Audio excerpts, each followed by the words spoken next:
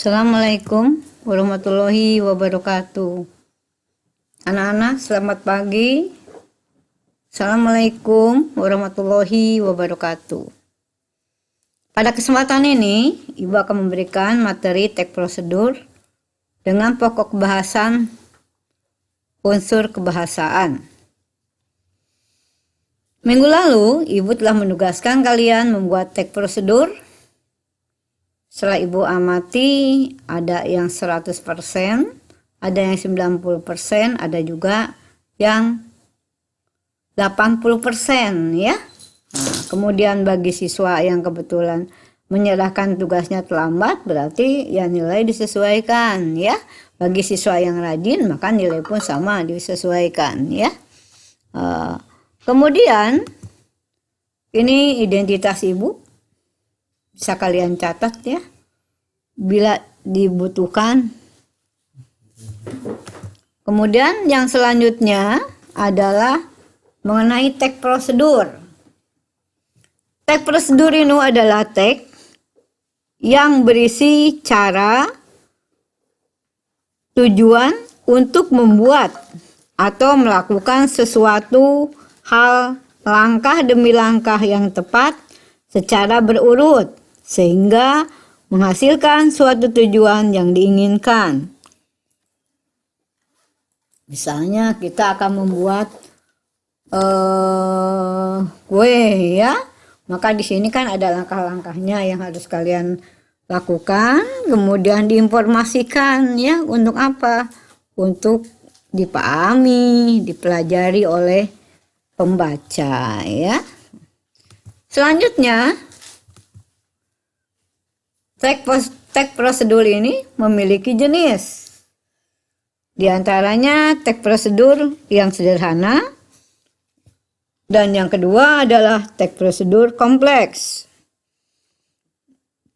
Teks prosedur sederhana adalah teks ini berisi langkah-langkah yang sederhana, umumnya terdiri atas 2 hingga 4 langkah. Contohnya, prosedur mengoperasikan setrika, menyalakan komputer, dan menyalakan TV. Berikut merupakan contoh teks prosedur sederhana tentang membuat keranjang ya. Ibu sengaja tidak menyampaikan nih.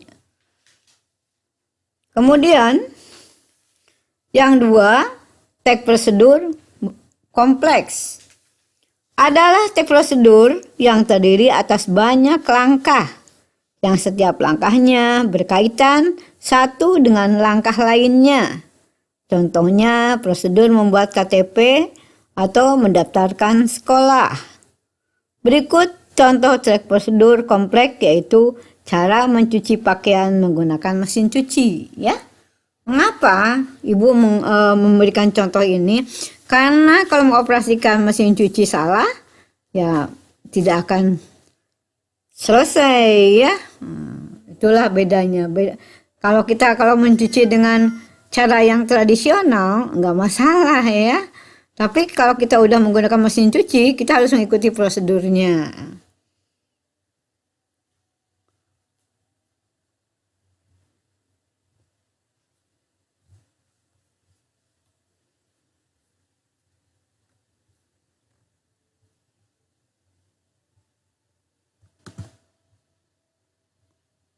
Kemudian yang selanjutnya adalah ciri teks prosedur. Ciri-ciri yang pertama adalah berisi langkah-langkah kegiatan yang dapat berupa poin-poin ataupun paragraf. Langkah-langkah kegiatan. Jadi ketika kalian kemarin tidak ada langkah-langkahnya, berarti kalian sudah menulis teks prosedur yang salah ya. Yang kedua, menggunakan kalimat saran dan larangan. Kalimat saran adalah kalimat yang menyarankan sesuatu. Kemudian kalimat larangan adalah kalimat yang melarang melakukan sesuatu. Yang ketiga, disusun secara sistematis dan dijelaskan secara detail. Disusun secara sistematis artinya berurutan, secara detail artinya terperinci. Ya. Kemudian nomor 4, berisi informasi yang bersifat objektif. Jadi harus betul-betul dilakukan, ini namanya objektif ya. Nomor 5, terdapat bilangan urutan atau angka yang menunjukkan urutan langkah prosedur. Jadi kalau kemarin kalian membuat tanpa ada angka-angkanya, maka ini bukan teks prosedur karena harus jelas langkah pertama apa, kedua apa, ketiga dan sebagainya ya, harus diperhatikan. Kemudian pokok pembahasan adalah kaidah kebahasaan.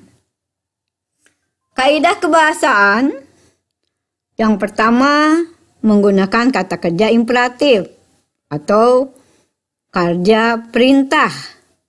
Ya. Kata kerja imperatif merupakan kata kerja yang dibentuk dengan akhiran kan, i, dan partikel lah. Kalimat ini digunakan untuk meminta atau melarang seseorang untuk tidak melakukan sesuatu hal. Contoh, siapkan, hindari, panaskan. Siapkan alat dan bahan, hindari, jangan sampai apinya maksudnya apa? Jangan sampai apinya besar ya, jadi kecil ya. Kemudian panaskan. Itu ya, panaskan ini wajan, minyak misalnya atau oven gitu ya.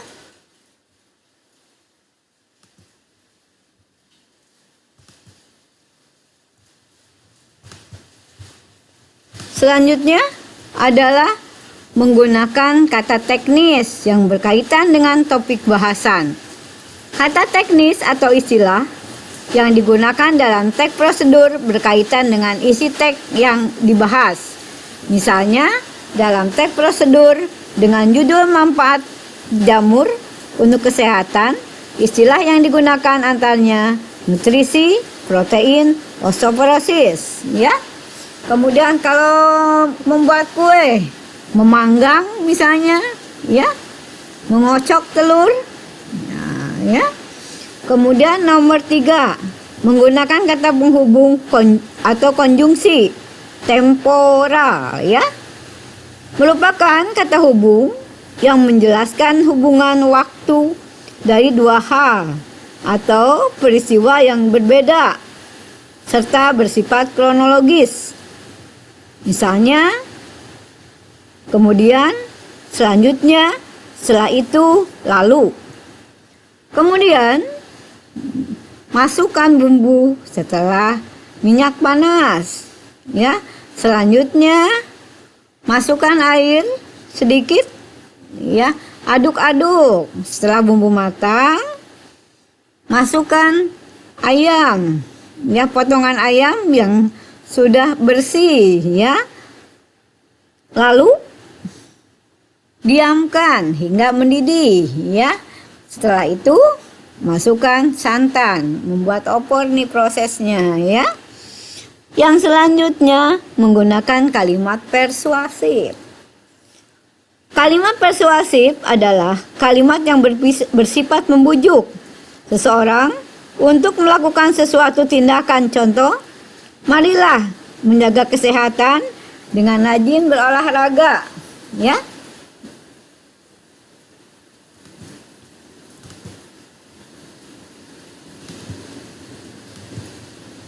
Selanjutnya, nomor 5, menggunakan gambaran terperinci tentang benda dan alat yang dipakai.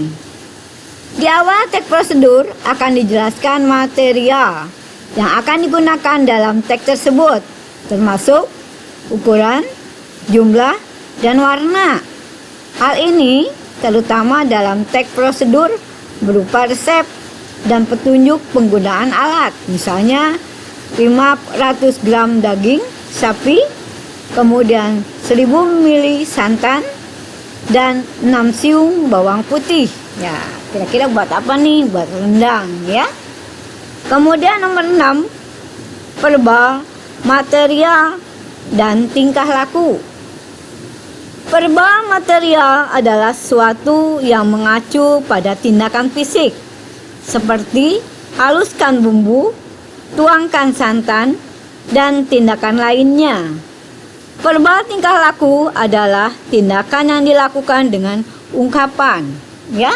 Misalnya di sini adalah haluskan bumbu. Nah, kemudian setelah halus bumbu, masukkan ke dalam minyak panas, ya. Kemudian diaduk-aduk ya hingga bumbu itu matang.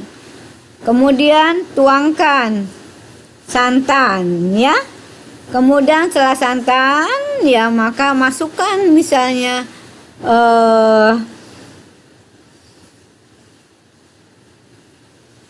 ayam, ya, yang telah dipotong misalnya. Nah, ini merupakan verbal tingkah laku, ya. Jadi tindakan apa yang harus dilakukan atau diungkapkan, ya. Itulah merupakan unsur kebahasaan. Jadi ada berapa? Ada 6, ya. Nah, selanjutnya ini ada buatlah teks prosedur sederhana dari gambar di bawah ini, ya. Ini merupakan salah satu tugas, ya, di antara 5 soal yang akan disampaikan dalam tugas siswa, ya. Nanti bisa dilihat. Kemudian kalian membuat paragrafnya, kemudian menandai yang berhubungan dengan unsur kebahasaannya, ya.